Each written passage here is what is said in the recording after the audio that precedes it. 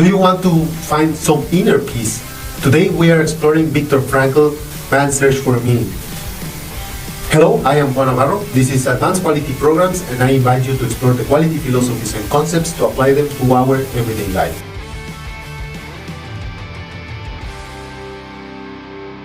In his book, Man's Search for Meaning, Viktor Frankl recounts his experiences in the concentration camp and explains how logotherapy can help people to overcome anxiety and find fulfillment in life. Let's explore the book in three parts.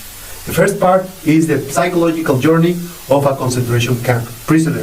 Viktor Frankl experienced concentration camps himself as a prisoner and observed that prisoners went through three psychological phases, each with distinct symptoms: one, shock, apathy, and depersonalization. When a prisoner first arrived at the camp, they experienced shock and reactions that seemed abnormal under normal circumstances. Frankl explains these reactions, such as false hopes of being saved, that humor, curiosity, and the lack of fear were normal given the situation. In a desperate time, people cling to hope, even if irrational. Frankl witnessed this at Auschwitz, where prisoners believed they were being taken for forced labor, though 90% were sent to their deaths. Despite being ordered to surrender all possessions, some prisoners held onto small items. Gradually, their illusions were stripped away and they lost everything, including their clothes, their hair, and were beaten for minor offenses. Frankl realized that he was left only with his naked existence. Surprisingly, prisoners weren't afraid of death as they felt that inevitable.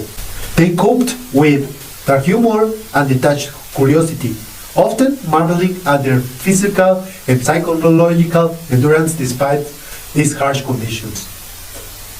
When a new prisoner arrived, they initially felt intense emotions like longing, disgust, horror, and pity. Over time, they settled into a grind routine, and apathy set in, helping them to conserve energy and focus for survival. Severely underfed and overworked, prisoners became extremely thin, and their immune systems weakened. Every day was a struggle to survive, and they couldn't afford to feel emotions like horror or disgust. When a fellow prisoner died, others unemotionally took their diseases, food, clothes, and possessions. When a prisoner were finally freed, they often felt disconnected from their own bodies, thoughts, or feelings. A phase called depersonalization started. After years of numbness, many struggled to feel joy or excitement at their freedom. Sudden liberation could be dangerous, leading to adverse reactions like aggression. Some felt justified in threatening others poorly, while others felt bitter and disillusioned by people's interference. Many returned home to find their loved ones gone and their world changed. Despite these challenges, survivors often look back with their endurance, feeling that they had nothing to fear now, except perhaps God. So, prisoners with rich inner lives coped better than those who didn't. Viktor Frankl and a friend, for example, created humorous stories, improvised with music and poetry, and admired sunsets. Many held makeshift religious services or deepened their spiritual beliefs.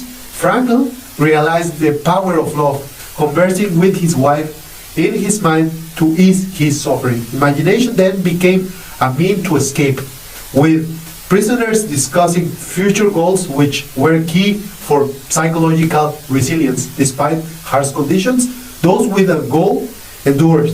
Life in the camp felt like provisional existence with no clear end. That led some of the prisoners to suicide.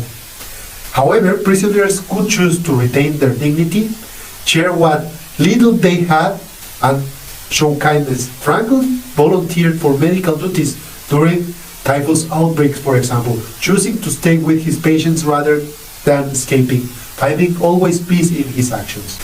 On the part 2, Frankl introduces logotherapy and the power of meaning. Logotherapy which comes from the Greek word logos, meaning, is the type of psychology that focuses on finding life purpose. It suggests that people are driven by the need to understand their purpose and value. Surveys show that most people put priority on finding meaning over than making money, for example. Unlike psychoanalysis, which looks into the past, logotherapy focuses on looking within oneself and towards the future. Viktor Frankl emphasized that searching for meaning is normal and helps people to grow through life challenges. One example could be changing careers to match a personal desire for meaning. Good mental health then means dealing with conflicts in a positive way, and inner struggles can help us to grow. The meaning of life is different for everyone and can change over time. Frankl believed that our current choices shape our future. Logotherapists help their patients to understand their options clearly so they can make informed decisions. Logotherapy suggests three paths to finding meaning in life: action, inner experiences, and suffering. Action is creating meaning throughout work, family, socials, and spiritual activities. Inner experiences means finding meaning in positive experiences with people, nature, creative pursuits, and deep connections. And suffering, finding meaning by changing one's attitude towards unchangeable situations, using pain, guilt, and mortality to inspire growth and purpose. Frankl suggested that even unbearable suffering might have purpose beyond our understanding. So true fulfillment comes from focusing on something beyond ourselves. The part 3 of the book is addressing the modern challenges with logotherapy. It starts with nihilism. Logotherapy helps to address the feeling that life has no meaning, which can arise from modern freedoms and better living conditions. While early humans had clear roles, today's freedom can lead to feeling lost. The second is purpose. Logotherapy encourages setting new goals and looking to the future, helping people to see their lives and self-determination and full potential. And finally, anxiety. Frankl identified hyper-intention, focusing too intensely on a goal, and hyper-reflection, obsessing over unwanted issues, as causes for anxiety. Logotherapy counters this with paradoxical intention, doing the opposite than you are afraid of, and the reflection, shifting focus away from yourself. In essence, happiness and fulfillment can't be forced. Trying too hard to be happy often backfires. When you are feeling unhappy, you might feel guilty, which worsens the situation. Instead of directly seeking happiness, it's more effective to find reasons to be happy. That would be one of the core messages of the book. It's like telling a joke to make someone laugh rather than commanding them to laugh.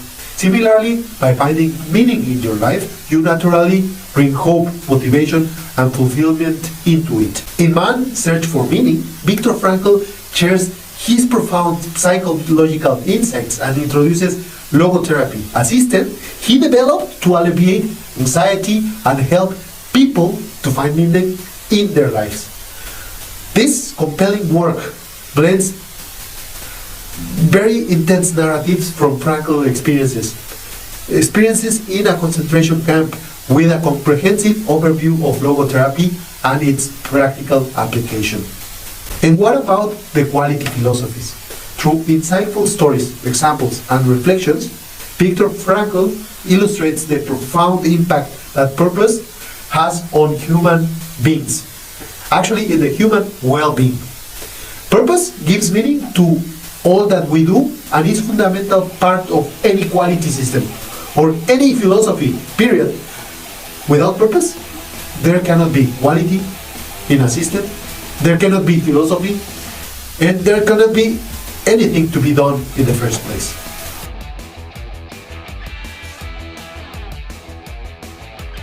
And that's it for today's episode. I hope you find it useful, and if you did, don't forget to share, to hit like, and I will appreciate all of your comments. I appreciate also all people that has already acquired the book's Life Quality Projects, the book quality principles in all your ratings in Amazon, in Goodreads, in Thalia, and Barnes & Nobles. It helps to keep expanding the message. Before leaving, I ask you to hit the bell so that you get the notifications about the next episode next time.